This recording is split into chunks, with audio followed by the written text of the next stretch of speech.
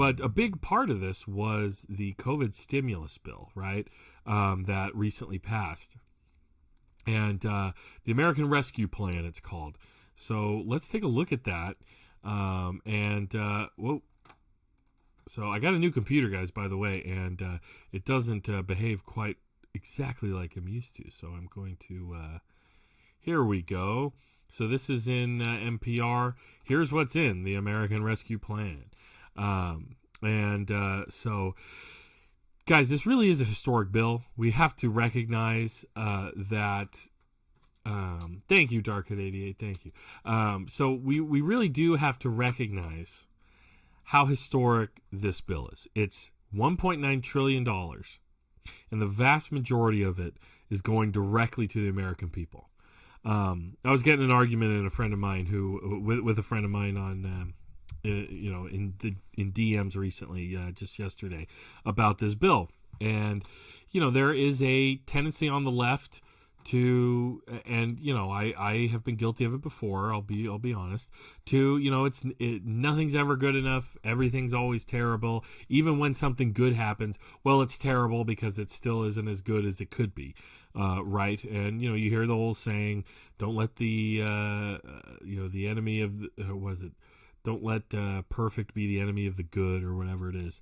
And they characterize the CARES Act as the largest wealth transfer in American history to the elites, to the wealthiest people in the country.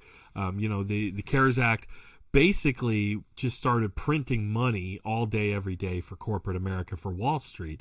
But it also, of course, sent aid to everybody, $1,200. Now, the American Rescue Plan is not the CARES Act. The American Rescue Plan doesn't ask the Fed to print endless amounts of money and loans all day, every day for every bank and hedge fund, as it were, as the CARES Act did. If the CARES Act was the largest wealth transfer, which I'm not exactly sure it is, it might have been the Trump tax cuts, then the CARES Act, at least in my lifetime and most of the people watching this, our lifetime, this is the largest wealth transfer to the poorest, or the lowest income Americans that we have, which is most of us, by the way. Most of us fall under the the income brackets that are going to receive direct aid from this bill, which includes $1,400. There's a lot. So let's get into the weeds a little bit. Direct payments. The bill allocates funds for a third economic impact payment to qualifying Americans. Individuals earning up to $75,000 a year and couples earning up to $150,000 a year will receive the full direct payments of $1,400 per person. Now, if you are saying, well, what the hell, that's going to be based off of 2019 taxes, and I lost my job in 2020. Well, if you file your taxes right now, or even if you wait, the payment will still come. If you file your taxes and you fall under these income brackets in 2020, you're going to get this aid. So also, individuals will also receive an additional $1,400 payment for each dependent claimed on their tax returns. Hey, look at that. Nesta Chamo says, I got my $1,400 today.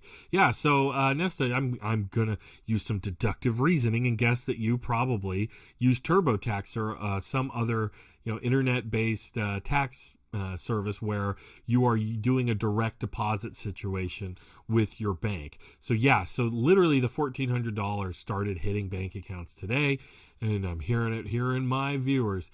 Good for you. Hey, anybody who gets this money, you deserve it. You deserve the full $2,000. Don't get me wrong. There's a lot of self-negotiation that the Democrats did that I thought was ridiculous. But hey, you got $1,400 in the bank. I'm going to get it. Me and my wife are going to get it soon. And everybody who gets this money deserves it. I even think more people deserve it than are going to get it. I even think if you make, whatever, right above 75 a year, maybe you got 80 a year, you should be getting it too. Why not? Anyway, Senate Democrats agreed to lower the income cutoff at which payments phase out from $100,000 to $80,000 for individuals, and from two. So this was because following demands from moderate Democrats. They're talking about Joe Manchin, people. It's Joe Manchin. I frankly don't understand why there aren't West Virginians with torches and pitchforks out in front of Joe Manchin's house every night. But this is big too. Unemployment benefits under the Senate version that Biden signed, federal employment insurance payments will remain at $300 per week, down from $400 per week, thanks to Joe Manchin. The benefits will extend through September 6th. The Senate's bills make the first $10,200 in unemployment payments non-taxable for households with incomes under $150,000. Guys, so you should know that when it was negotiated down that the unemployment, stimulus would go from $400 to $300 per week, that was what Joe Manchin negotiated. Bernie Sanders, the great independent senator from Vermont, who is the chair of the budget committee, he negotiated this, that if you earned unemployment last year, which I certainly did, because my regular employment was totally thrown for a loop from COVID. So what this does is the first $10,200 is non-taxable. So, a lot of people are going to face a big old tax bill right now in tax season. Some people who got unemployment and who didn't understand all the buttons you have to click to get taxes taken out automatically, they were facing sending their whole stimulus back to the IRS through taxes for unemployment.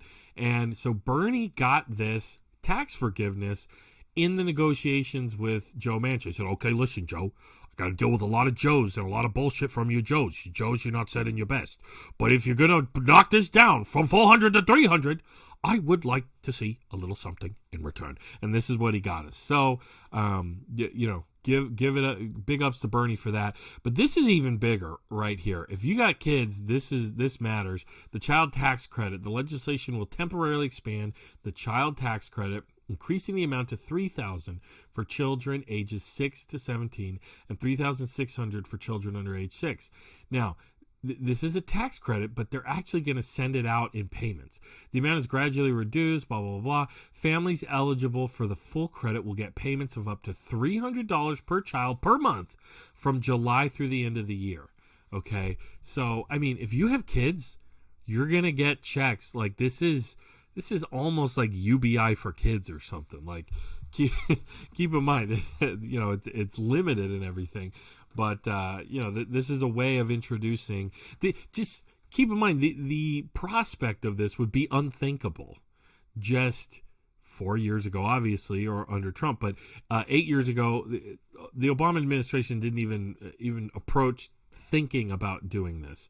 The level of neoliberal, pro-bank, policy in the last stimulus, the economic stimulus that the Obama administration was doing after the 2008 downturn. So we have to recognize when things change.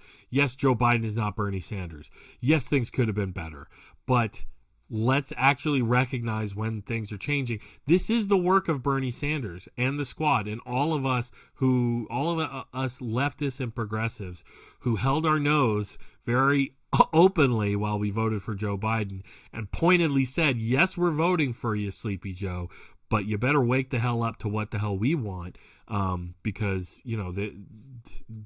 we're not going anywhere. We're actually the future of the party.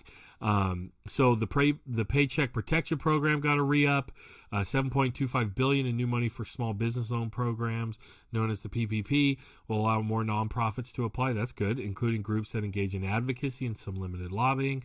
It allows larger nonprofits to be eligible. Education, there are $128 billion in grants to state educational agencies, with 90% allocated to local educational agencies, plus $39 billion in grants to higher education institutions. Nearly $15 billion in funds are directed to child care and development block grant program to help support child care facilities, particularly in high-need areas. This is huge, too. This is big. The Senate version signed by Biden added a provision to make any student loan forgiveness pass between December 31st, 2020 and January 1st, 2026 tax-free, rather than having the forgiven debt he treated as a taxable income. So I saw representatives like Alexandria Ocasio-Cortez call this a teaser. The fact that he's already signaling that student loan forgiveness is going to be tax-free. that means that means Biden is holding on to his cards a little bit with student loan forgiveness. Will he do? He's signaled that he isn't gonna forgive 50,000 in student loan debt. That he wants, that maybe 10,000. He's hemming and hawing, and this is, what cynics have looked at and said, Joe Biden isn't really going to help us. Joe Biden isn't going to do anything. And keep in mind, like, this bill was huge. This was the first thing they wanted to get done. The vaccine rollout is huge. Operation Warp Speed that Trump did actually did help a lot in the R&D for these vaccines, but he vastly underbought the vaccine once it was available. And that's part of why the rollout was stymied at the beginning in January and February, and only now is it really ramping up to the point where, we're going to able to hopefully all get be open to get our vaccines in May, right? Support for low-income families. The legislation includes $4.5 billion for low-income home energy assistance programs. So this is what some of the Fox News talking heads will be like, oh my God, this is the Green New Deal is in here. So there's $1.4 billion authorized under the Older Americans Act, including support for nutritional programs. And that was the other thing. WIC up here for kids is getting supplementation. Keep in mind, guys, Donald Trump cut food stamps in the middle of the pandemic. He cut food stamps in the middle of a pandemic and economic downturn. Specifically, HEAP, right? Or not HEAP, but I'm blanking on the name of it. There was a bunch of food support that he cut. Public Health, Centers for Disease Control and Prevention is set to receive $7.5 billion to distribute the COVID-19 vaccines. $46 billion diagnosing and tracing coronavirus. Again, Trump just undersold all this stuff. The CDC was already slashed and burned its budget and its staff before the pandemic. It's a part of big reason why we weren't ready for this and that it got so out of hand. One of the many reasons, but so that's good. That's all important. Industry support, Small Business Administration. The legislation includes $1.25 billion for the Small Business Administration Shuttered Venue Operators Grant Program. So there's a lot of stuff, kind of in the weeds stuff that. We can't forget rental assistance. $25 billion for emergency rental assistance, including $5 billion for emergency housing vouchers for people experiencing homelessness, survivors of domestic violence, and victims of human trafficking. So, guys, this bill is historic, especially where America has been in the way it looks at economic, just how America has approached the economy. Certainly in my lifetime, I was born in '89 after Reagan's second term, but the figure of Ronald Reagan has loomed large over American politics and American economics. We literally name it after him, Reaganomics, right? And this bill, while it's not like it's a dagger into the heart of Reaganomics, it does show that in this time of crisis, rather than pushing austerity, which was definitely what was done under Obama, support the banks but don't bail out the American people, right? We got to tighten the belt at this point. Joe Biden is, turning his back on that. He's turning his back on austerity, and he's actually trying to help the Americans who need it most. So I think we should notice this and give credit where credit's due. This is Anand Girardis, who's quite the progressive left guy, and he admits that a lot of the things in this bill are not permanent, but there is a lot here to be happy about. But again, this shows that the pushing against Joe Biden, the whole "you're never going to push Joe Biden left," well, that's just not true, because he's not being the austerity wonk that we saw during the Obama years. So let's listen to Anand. He's really sharp. I like to read his stuff and hear what he has to say. If there is a gift of this cursed year, it is the end to any illusion that we had been living right, and the prompting to not just rebuild, as we've heard this president talk about, which is important, but also to rethink.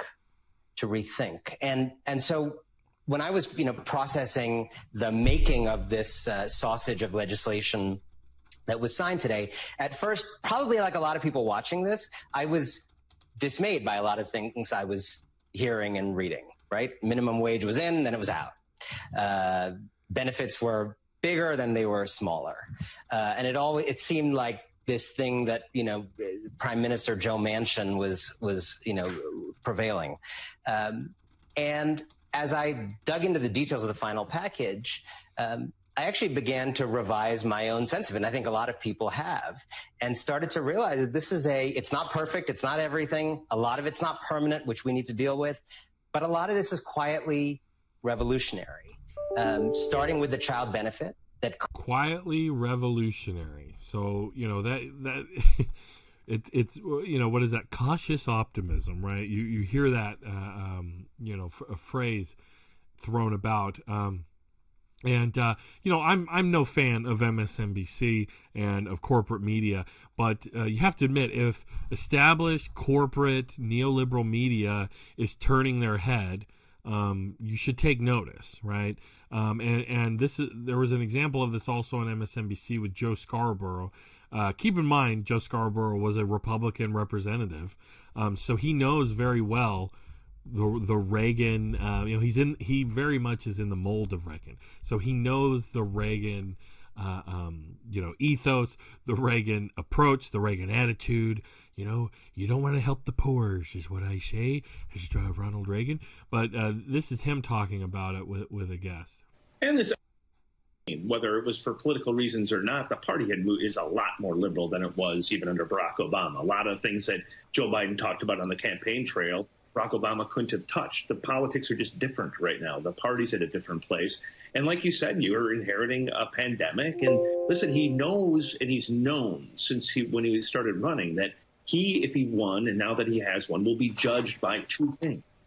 Can we get rid of the virus, and can we get people back to work? If he can do those two things, no one's going to care if he spent this much or that much, or even like what the social engineering that you might do underneath that. They want to know, do I have a job, and can I go to a restaurant? Can I go see my grandma? That's what people care about, and he knows that. And I think, if you go back to that package that he now thinks was too small under Barack Obama, back then a lot of people worried it was way too big. And I just think how people think about money and spending has changed. Republicans under Trump spent a ton. You look at what's happening in Europe. You look at the fact that there's just basically free money being pumped into the system by the Fed. People are just approaching economics different right now. And I think he's riding that wave. And the question. Yeah, keep in mind, and that was the thing in the argument I was getting with that buddy of mine who's saying this bill wasn't any big deal at all, was saying over in Europe, they're getting UBI basically. Everybody's getting checks every month just to stay home and stop the spread.